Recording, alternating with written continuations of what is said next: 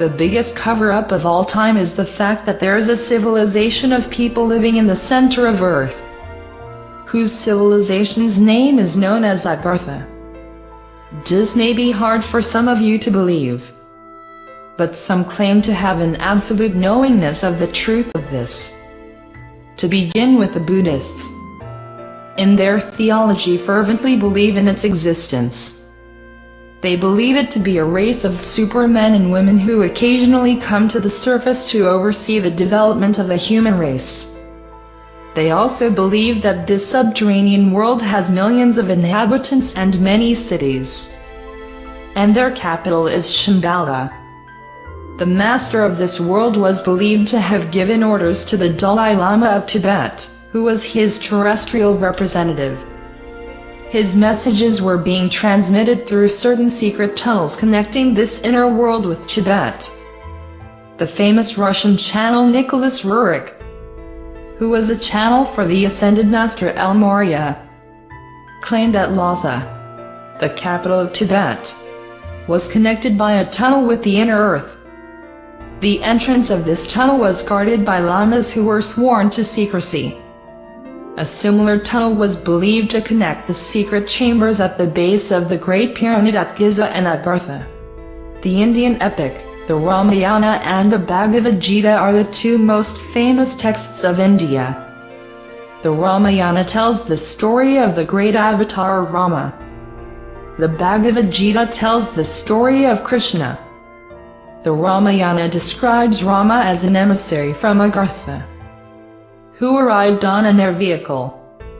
This is quite extraordinary in that both the Buddhist and Hindu religions separately refer to Agartha.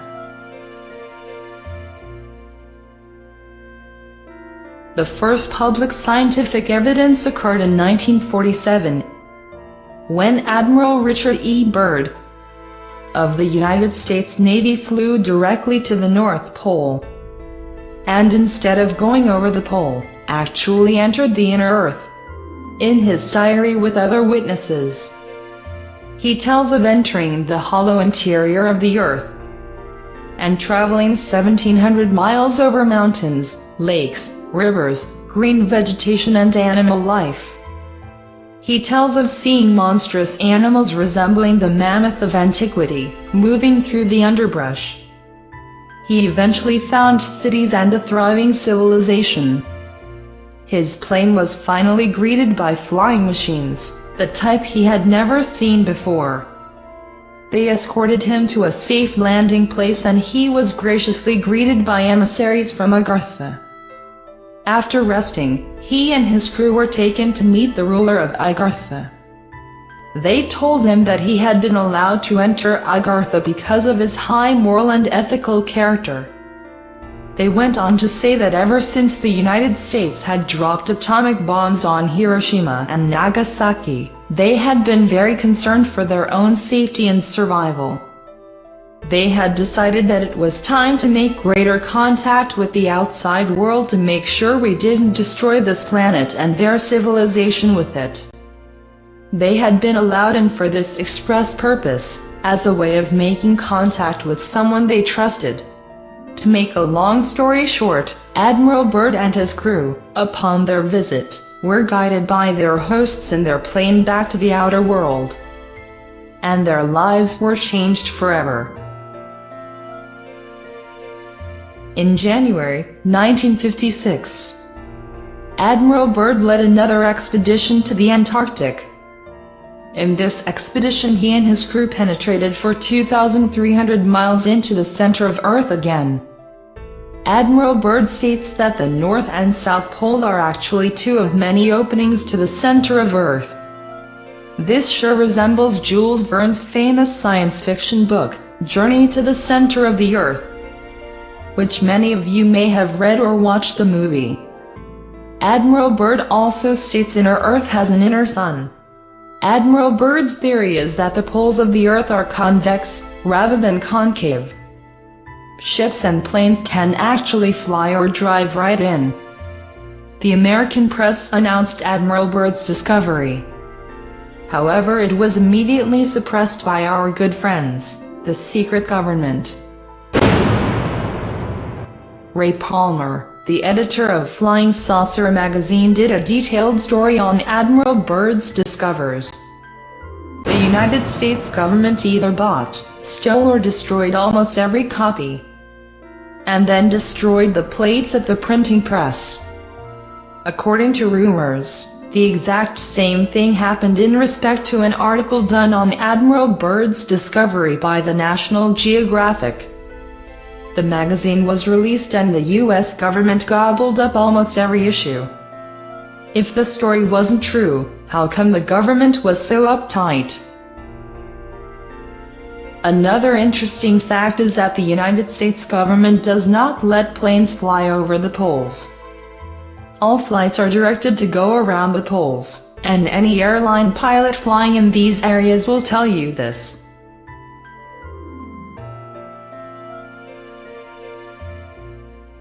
Another interesting phenomena is the fact that the icebergs are composed of fresh water and not salt water that drift from the poles. Another interesting question is why it is warmer nearer the poles than it is 600 to 1,000 miles away from it. One of the early writers to present the theory of the Earth being hollow with openings at its poles was an American thinker, William Reed, author of the book, Phantom of the Poles, published in 1906. This book provides an early compilation of scientific evidence, based on the reports of Arctic explorers, in support of the theory that the Earth is hollow with openings at its poles. Reed estimates that the crust of the Earth has a thickness of 800 miles, while its hollow interior has a diameter of 6,400 miles. Reed summarizes his revolutionary theory as follows. The Earth is hollow. The poles, so long sought, are phantoms. There are openings at the northern and southern extremities. In the interior are vast continents, oceans, mountains and rivers. Vegetable and animal life are evident in this new world, and it is probably peopled by races unknown to dwellers on the Earth's surface. Reed pointed out that the Earth is not a true sphere, but is flattened at the poles. Or rather, it begins to flatten out as one approaches the hypothetical North and South Pole, which really do not exist because the openings to its hollow interior occur there.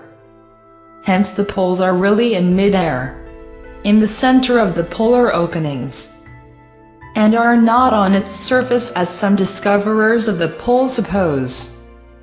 Reed claims that the poles cannot be discovered because the Earth is hollow at its pole points, which exist in mid-air, due to the existence there of polar openings leading to its interior.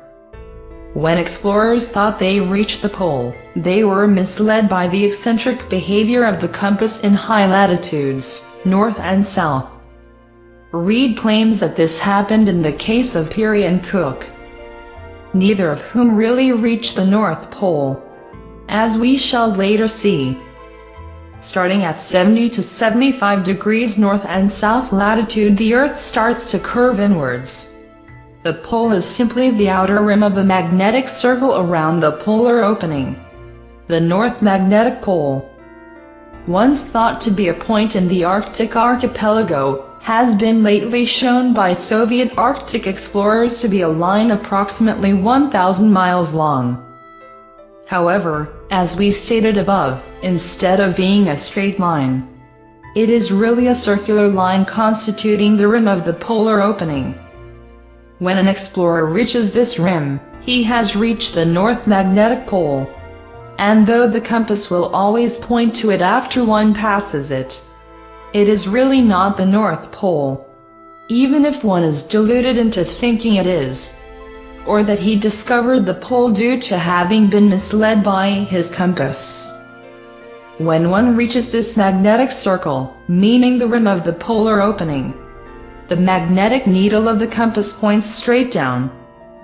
This has been observed by many Arctic explorers who, after reaching high latitudes, near to 90 degrees, were dumbfounded by the inexplicable action of the compass and its tendency to point vertically upward. They were then inside the polar opening, and the compass pointed to the Earth's north magnetic pole, which was along the rim of this opening. As the Earth turns on its axis, the motion is gyroscopic, like the spinning of a top. The outer gyroscopic pole is the magnetic circle of the rim of the polar opening. Beyond the rim, the Earth flattens and slopes gradually toward its hollow interior. The true pole is the exact center of the opening at the poles, which consequently do not really exist. And those who claim to have discovered them did not tell the truth, even if they thought they did. Having been misled by the irregular action of the compass at high latitudes. For this reason, neither Cook nor Peary nor any other explorer ever reached the North or South Poles, and never will.